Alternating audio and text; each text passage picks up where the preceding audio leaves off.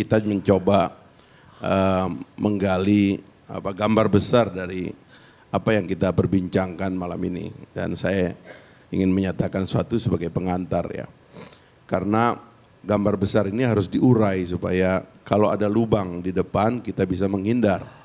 Begitu, dan karenanya harusnya dari awal fokus dari perdebatan kita tentang tema, karena ini ada dua kata penting dalam tema malam ini. Yang pertama adalah netralitas, yang kedua adalah soal debat. Atau kalau kita perbaiki mungkin menurut saya ya debat itu lebih penting untuk kita elaborasi apa makna debat, lalu kemudian tentang netralitas ya. Karena kalau tentang netralitas KPU itu kan seharusnya itu sudah ada duduk perkaranya.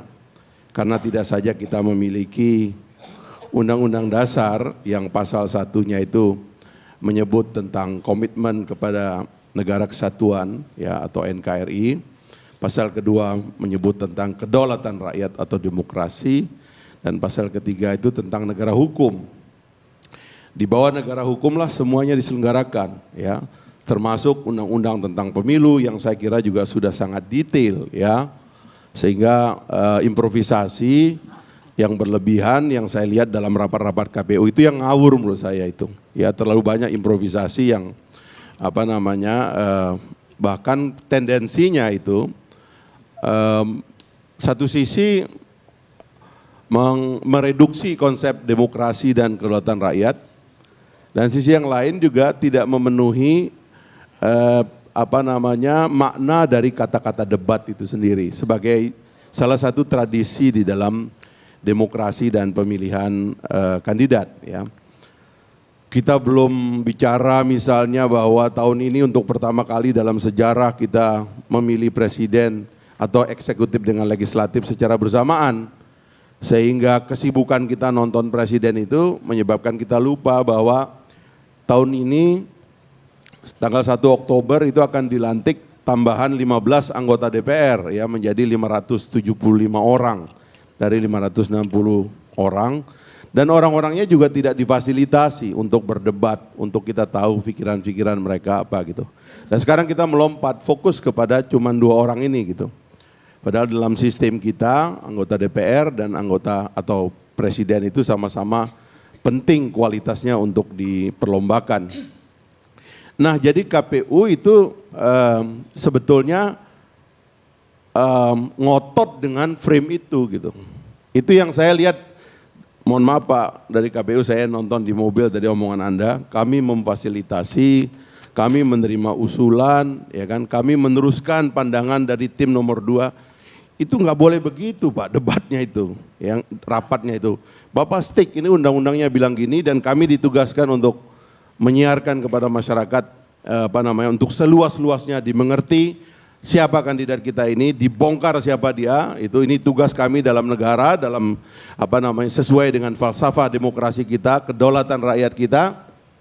Ini yang akan kami lakukan. Silakan menginterpretasi undang-undang yang sudah baku itu gitu. Jangan kemudian dianggap undang-undangnya nggak ada sehingga semuanya negotiable. Ya, itu yang membuat Anda kemudian jadi nampak nggak netral, ya. Dan ada kepentingan pencitraan di tengah jalan gitu. Karena Anda sendiri nggak ngerti cara membela diri. Dan ini saya menyayangkan, padahal kita ini sudah punya sistem penyelenggaraan pemilu yang lumayan baik. Meskipun kalau saya mengusulkan itu harusnya itu menjadi satu cabang kekuasaan yudikatif itu ya. Harusnya ada peradilannya khusus. Tapi kan sudah ada KPU, ada Bawaslu, ada DKPP. Ini kan semua diselenggarakan untuk menjaga supaya KPU itu netral. KPU tidak tergelincir, itu sudah ada, nggak usah khawatir itu loh. Cuman kecenderungan untuk tidak punya konsep dan nggak memahami apa maksud dari undang-undang itu dan sikap Anda apa, itu yang membuat kemudian kelihatan geger gitu.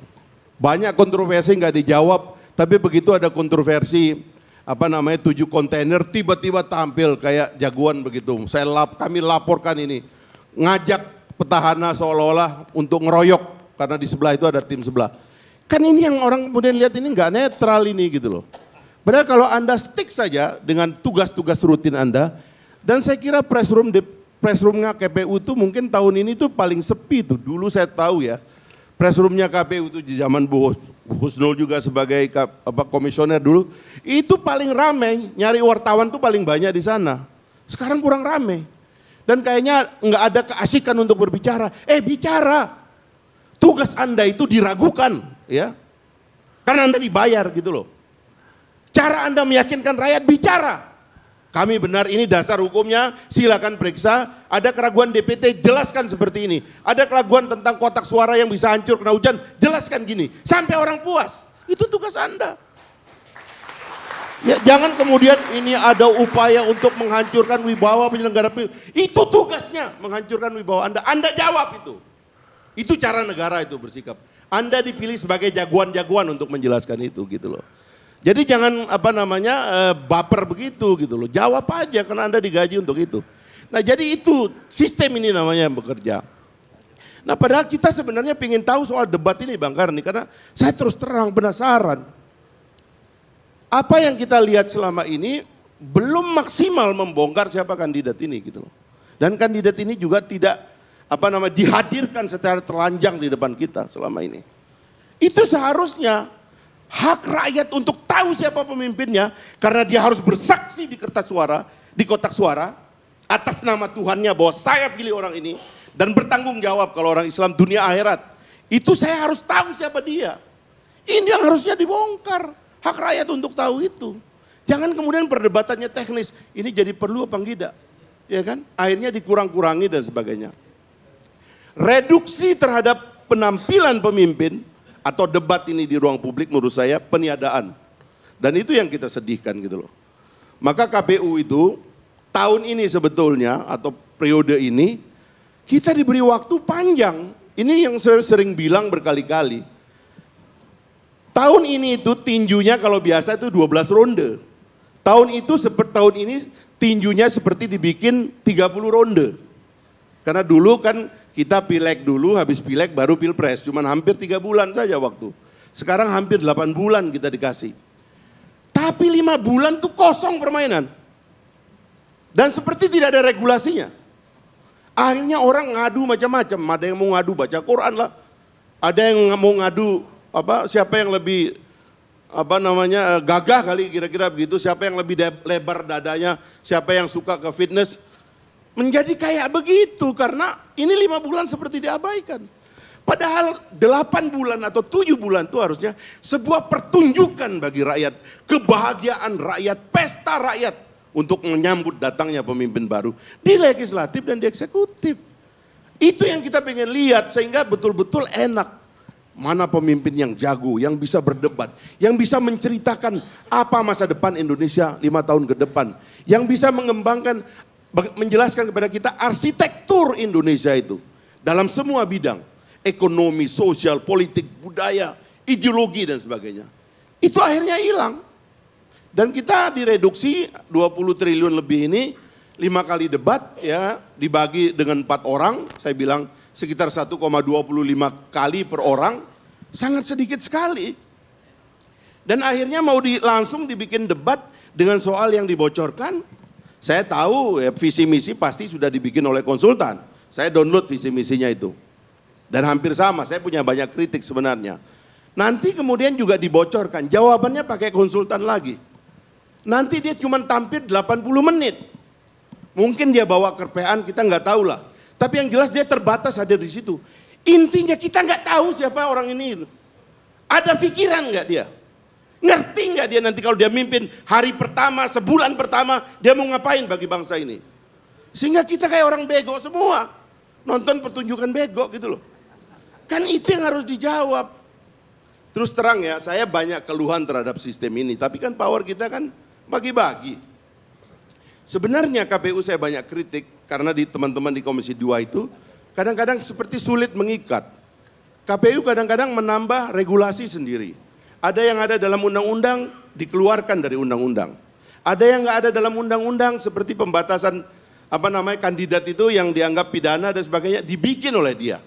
Waktu kita panggil karena di Komisi 2 nggak selesai, kita panggil ke pimpinan, jawabannya apa? Kami sudah memanggil ahli-ahli dan ahli-ahli setuju. Ini dalam rangka mengikuti hawa dari pemberantasan korupsi. Loh Anda ini siapa? Anda nggak boleh menjadi pembuat undang-undang. Meskipun Anda bisa panggil pakar ke situ, orang paling pintar ke situ, Anda tetap bukan pembuat undang-undang. Nah itu KPU banyak masalah selama ini gitu loh.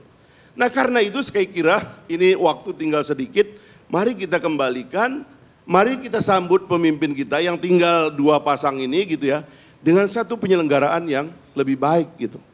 Yang lebih antusias, yang lebih membuat orang tuh nanti melihat, menonton tuh lebih hebat dari pertandingan sepak bola Piala Dunia itu. Tepuk tangan, nonton bareng dan sebagainya. Karena kita menyambut pemimpin. Jangan kita ini kayak